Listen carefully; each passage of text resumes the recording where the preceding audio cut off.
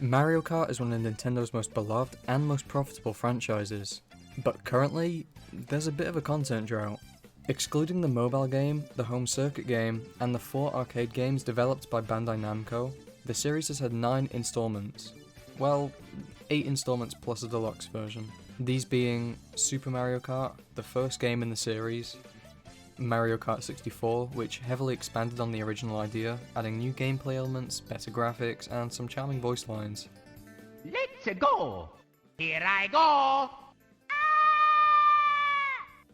Hello, Mario.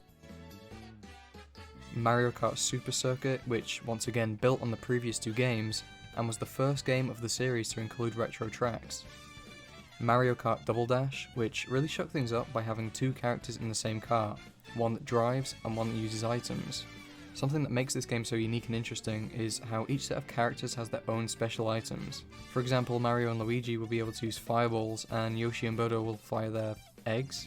Mario Kart DS, which just so happens to be my first Mario Kart game, returns to the one person per kart system, but introduced a mission mode which honestly was one of my favourite things to do when I played. We also see the use of the dual screen because, hey, this is 2005 and the DS is king.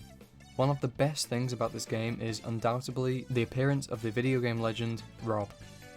Mario Kart Wii introduced motorbikes, trick jumps, and motion controls, which nobody used. On top of that, there were of course new items, characters, and tracks. Mario Kart 7 gave the player more customization options, underwater segments, gliders, and a pretty neat first-person option, because the 3DS didn't have enough motion sickness complaints as it was.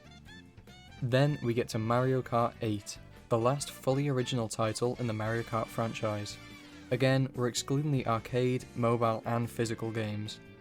8 gave us anti-gravity, which is a pretty big theme throughout the game.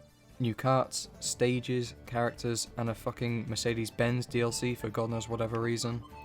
We also see characters from other franchises appear here, such as Link, Villager, and Isabelle. In terms of quality, this was also a big step up for the franchise, as the graphics were in HD and the soundtrack was live orchestrated music.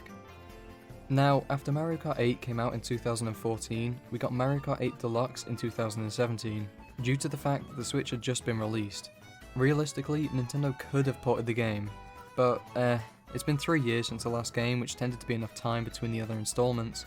Plus, I'm sure all 7 of the Wii U fans would have been pretty upset to see one of the few games on their system get ported to the Switch.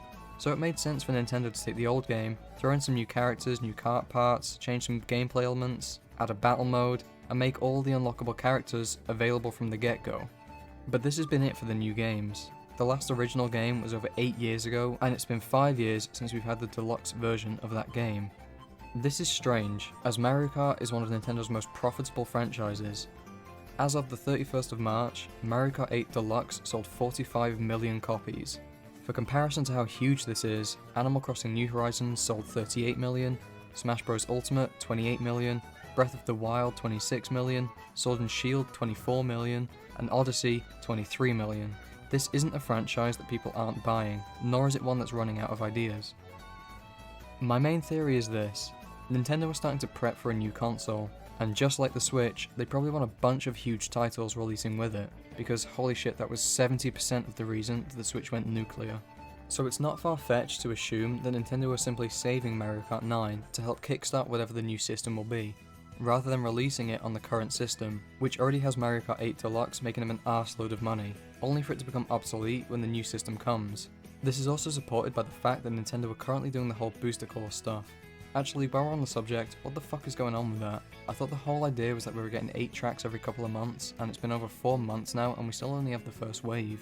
Anyway, this booster course pass is probably a little taster of content to keep us going until the new game is finally announced. But until that happens, it's pretty safe to say that the Mario Kart fandom is suffering from a pretty weird drought.